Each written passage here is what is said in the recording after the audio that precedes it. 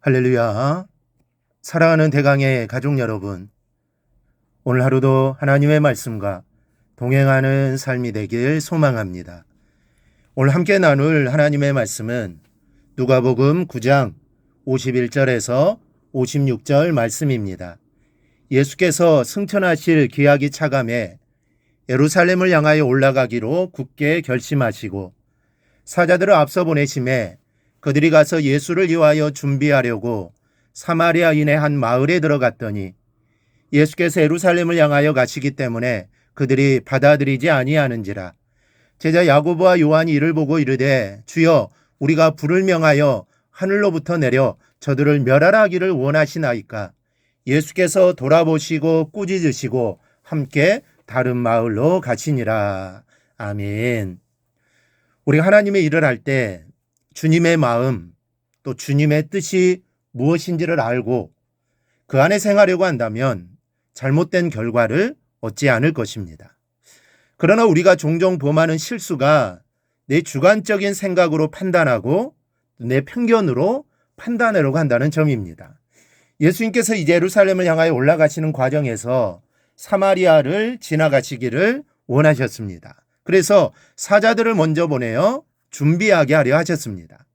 그러나 사마리아인들이 이것을 거절합니다. 사마리아 사람들은 북이스라엘이 아시리아에 멸망당하면서 그들이 펼친 혼합주의 정책으로 이방인과 결혼하여 혼혈을 구성하게 되었습니다.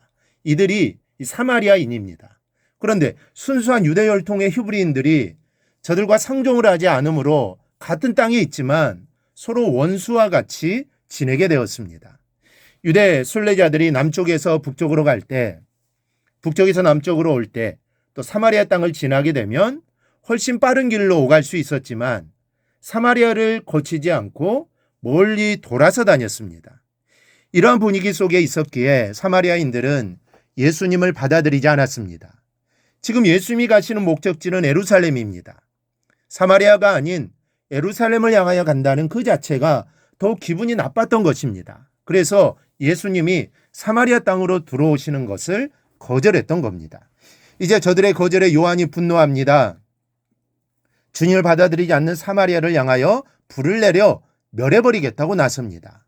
이 모든 일들이 바로 주님의 마음, 주님의 뜻을 헤아리지 못한 결과입니다.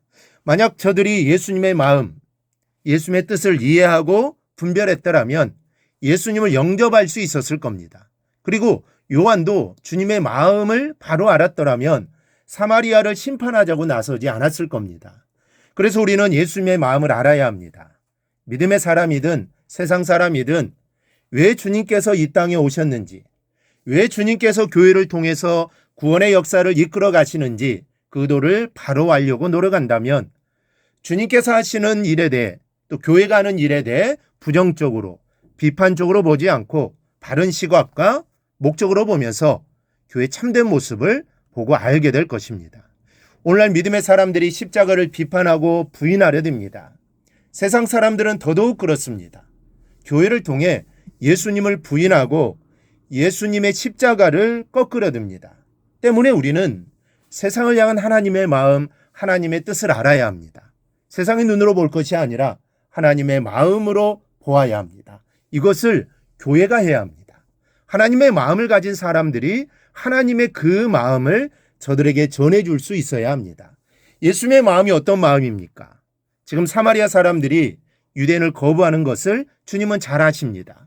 그럼에도 주님은 저들의 땅으로 들어가시려고 하십니다. 그것은 유대인들뿐 아니라 동일하게 저들도 사랑하신다는 사실을 알게 하시기 위해서입니다. 모든 민족, 모든 땅을 사랑하시고 그들을 구원하시기 위해서 오신 주님이심을 알게 하기 위해서였던 겁니다. 그러나 사마리아인들은 주님의 뜻을 알지 못했습니다. 이것이 안타까운 겁니다. 요한도 마찬가지입니다. 주님께서 심판을 위하여 오신 것이 아니라 저들조차도 구원하기 위하여 오셨다는 사실을 알았다면 비록 사마리아인들이 주님을 영접하지 않더라도 긍휼한 마음을 품어야 했습니다. 사랑하는 여러분, 예수님의 마음을 아는 것이 필요합니다.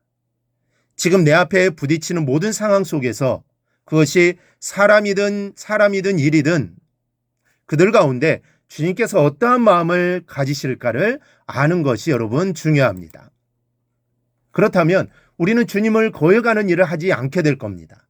그러면 우리의 삶을 통해 세상 사람들이 주님과 교회를 보게 될 것입니다. 후에 사마리아와 요한은 주님의 마음을 알고 그분의 목적과 뜻을 알므로 주님을 영접하고 또 요한은 사랑의 사도로서 주를 위해 위대한 삶을 살게 됩니다. 우리도 마찬가지입니다. 주님의 마음을 깨달아야 합니다. 주님의 마음은 모든 사람이 구원받는 것입니다. 우리도 주님의 마음을 알고 그 뜻을 따라 귀하게 쓰임받게 될 것입니다. 이러한 주님의 마음이 우리에게 충만하기를 축원합니다. 오늘 묵상한 말씀을 굳게 잡고 삶으로 실천하며 살아내는 대강의 모든 성도들이 되기를 축복합니다.